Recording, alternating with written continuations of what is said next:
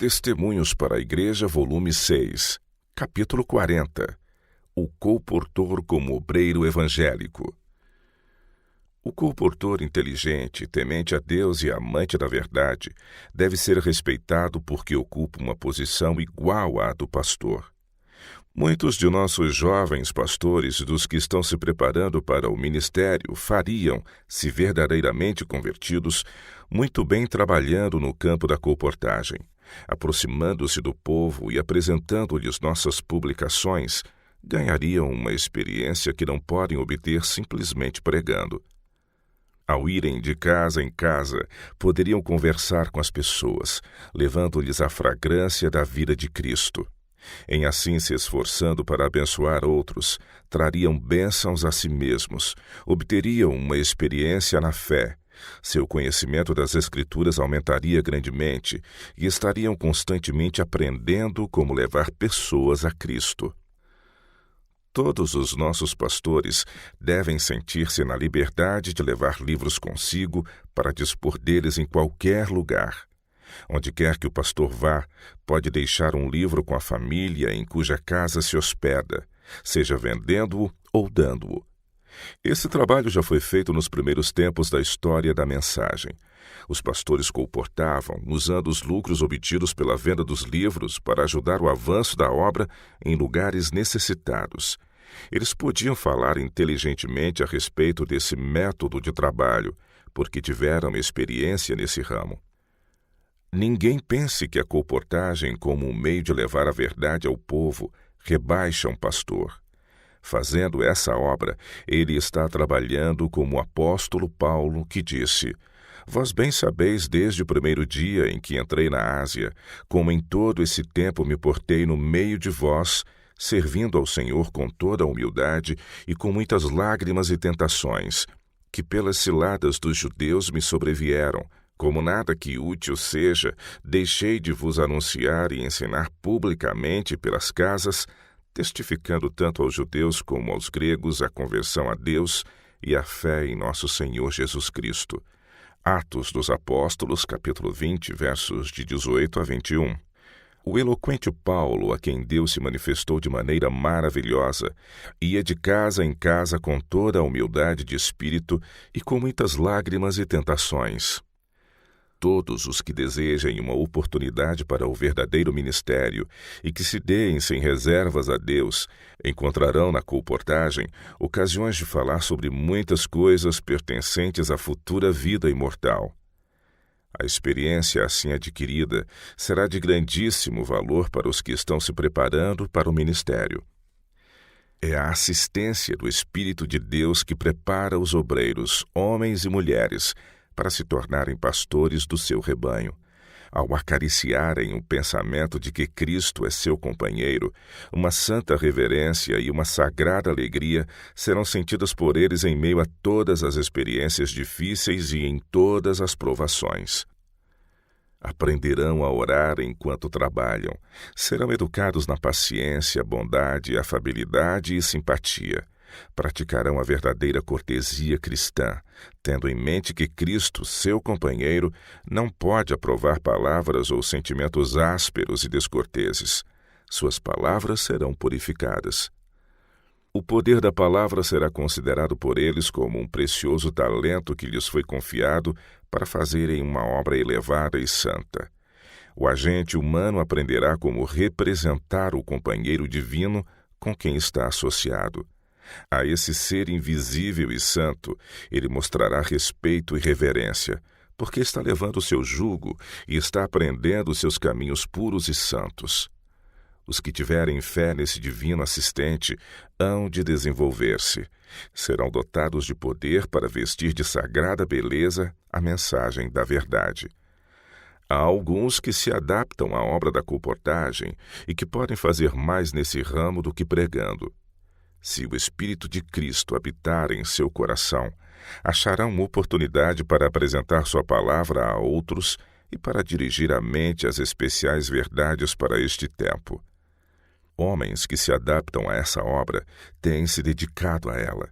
Mas alguns pastores insensatos os lisonjeiam, dizendo que seus dons deveriam ser usados em pregar, em vez de colportar. Assim são influenciados a buscar licença para pregar, e esses mesmos que deveriam ter sido preparados a fim de se tornarem bons missionários para visitar as famílias em seus lares, falar e orar com elas, são desviados da obra a qual se adaptam para se tornarem pastores deficientes. E o campo onde tanto trabalho é necessário e onde tanto bem poderia ser feito é negligenciado. A pregação da palavra é um meio ordenado pelo Senhor, pelo qual sua mensagem de advertência deve ser dada ao mundo. Nas Escrituras, o fiel mestre é representado como um pastor do rebanho de Deus. Ele deve ser respeitado e sua obra apreciada. A genuína obra médica está ligada ao ministério, e a colportagem deve participar tanto da obra médico-missionária como do ministério. Aos que estão empenhados nessa obra, digo: ao visitarem as pessoas, digam-lhes que são obreiros evangélicos e que amam ao Senhor. Não procurem acomodação no hotel, mas hospedem-se numa casa particular e travem conhecimento com a família. Cristo semeava sementes da verdade onde quer que estivesse, e como seus seguidores poderão testemunhar em favor do Mestre, fazendo um grande trabalho no círculo familiar.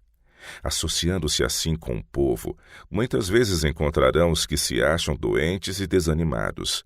Quem se achegar a Cristo e se dispuser a levar seu jugo, diariamente aprenderá dele como levar mensagens de paz e conforto aos aflitos e desanimados, tristes e contritos.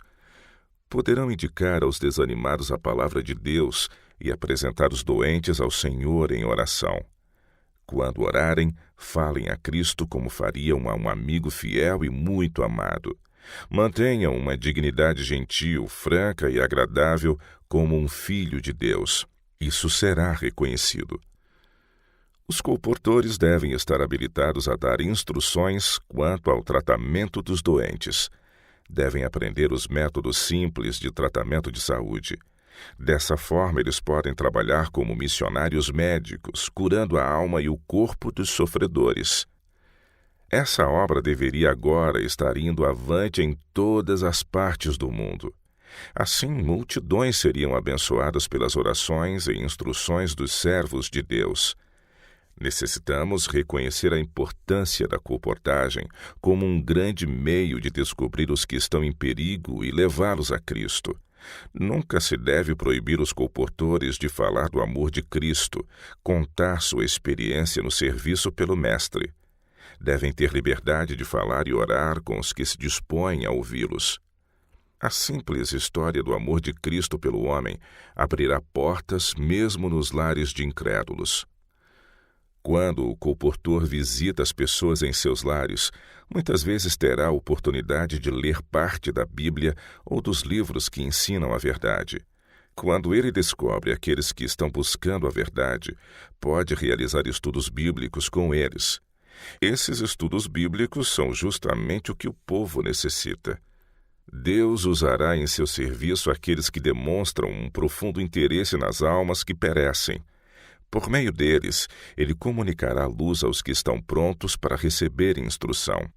Alguns dos que trabalham na colportagem têm um zelo que não está de acordo com o entendimento. Devido à sua falta de sabedoria e à vontade de agir como pastores e teólogos, tem se tornado quase uma necessidade impor restrições a nossos colportores. Quando a voz do Senhor pergunta: a quem enviarei e quem há de ir por nós? O Divino Espírito põe no coração a resposta: eis-me aqui, envia-me a mim. Isaías 6, verso 8. Mas é necessário ter em mente que a brasa viva do altar precisa primeiro tocar os nossos lábios. Então as palavras que forem faladas serão sábias e santas. Teremos sabedoria para escolher o que dizer e o que deixar de dizer. Não tentaremos revelar nossa habilidade como teólogos. Teremos cuidado de não levantar um espírito combativo ou despertar preconceitos, de introduzir pontos controvertidos de doutrina. Encontraremos muito sobre o que falar que não despertará oposição, mas abrirá o coração para desejar um conhecimento mais profundo da palavra de Deus. O Senhor deseja que sejamos ganhadores de almas. Por isso, embora não devamos impor ao povo pontos doutrinários, estais sempre preparados para responder com mansidão e temor a qualquer que vos pedir a razão da esperança que há em vós. 1 Pedro, capítulo 3, verso 15. Por que temor? Temor de que nossas palavras cheirem a presunção, de que sejam faladas palavras imprudentes, de que nossas palavras e maneiras não sejam segundo a semelhança de Cristo. Liguemo-nos firmemente a Cristo e apresentemos a verdade como se acha nele. Os corações não podem deixar de ser tocados pela história da expiação. Quando aprendermos a mansidão e humildade de Cristo, saberemos o que dizer ao povo, porque o Espírito Santo nos dirá o que devemos falar. Os que reconhecem a necessidade de conservar o coração sob o domínio do Espírito Santo serão habilitados a semear semente que germine para a vida eterna. Essa é a obra do colportor evangelista.